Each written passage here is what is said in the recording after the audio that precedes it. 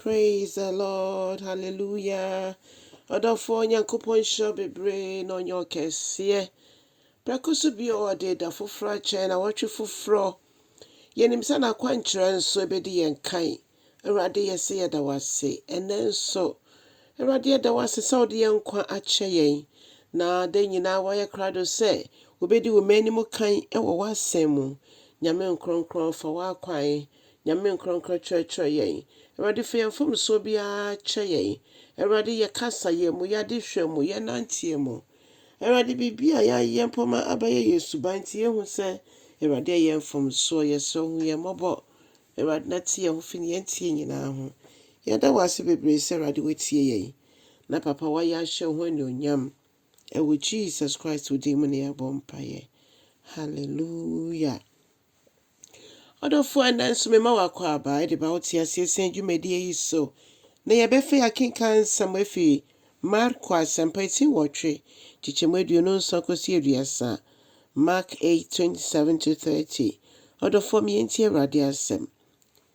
Peter ejitu mo ana Peter ekyere mu ne a Yesu eye.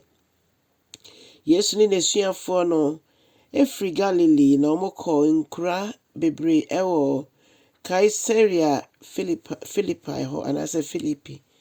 Na ebro omo nante kona ena Yesu ebisa omo se eja mo na mo krom mo ede na hwan nkofo se me ye hwan nkofo se me ye hwan na omo sha ase so omo ka se ebisi wo ye Yohane Esuboni ebisi wo ye Elijah na ebi nso se wo ye difo no mu baako na obisa omo se na mo nso muhu me se me ye hwan na Peter ebuai ka se woni Messiah no eche agenkwa no na Yesu ka kire omo se mo enka nkyiro bia odofo ebisa na ne bere enso ye hwe gospels ni bi mu a sempa ni bi mu o kire yen se Yesu ka kire Peter se we enye honam ni moja na ada ne di a kire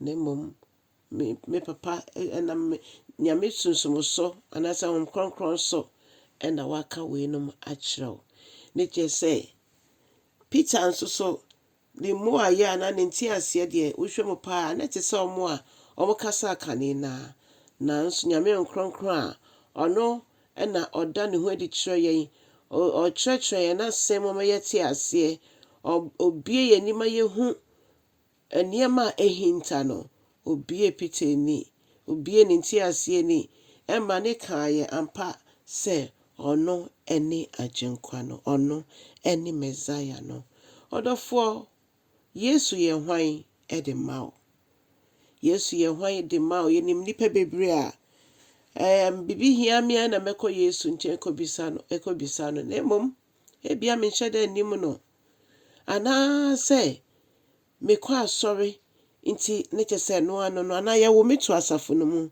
nti ne chese no ano no debi so bi enim Yesu a no ye ni a wagye atum se Yesu Kristo eye agenkwa no we jai ne humu nyina ma no waka ne boni a kye no de a kye no na afi wa be ne sue ni said obesua Kristo ho nsem obehu ne nipa ban a oye one ne be nante na nka ye mpa ebo ye se Awurade ede biara betumi bia no tutumanamo emame onyame mbo ye se ebeti ne humkronkron be nante nsayem ne nsayem echen se ye be fa ya kwan ai se de nipa ka fa Yesu ho ebi ho awoti a enya kura na so menewo kwan ben so ene yenim Yesu yenim se oye ohene ahene mo hene eranu merade agenkwa no onyame baba akono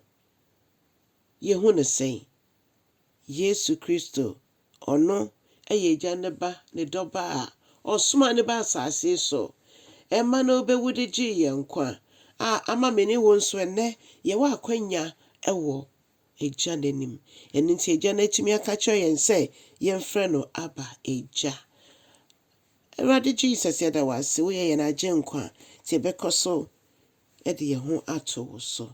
Ɔdɔfo, fa wo ho to Yesu so, fa wo ho bɔ Yesu na wo ho ntɔ. Na Kristo Yesu ɛma yɛ akwankyerɛ ɛwɔ yɛn anammɔntuo bi a yɛretu mu. Ɛnnɛ kyɛ asɛm no na ma foforɔ nso ɛnte asɛm no nyɛ anidasoɔ ɛwɔ Kristo Yesu mu. Onyame nhyɛ wo bebree. Bye bye.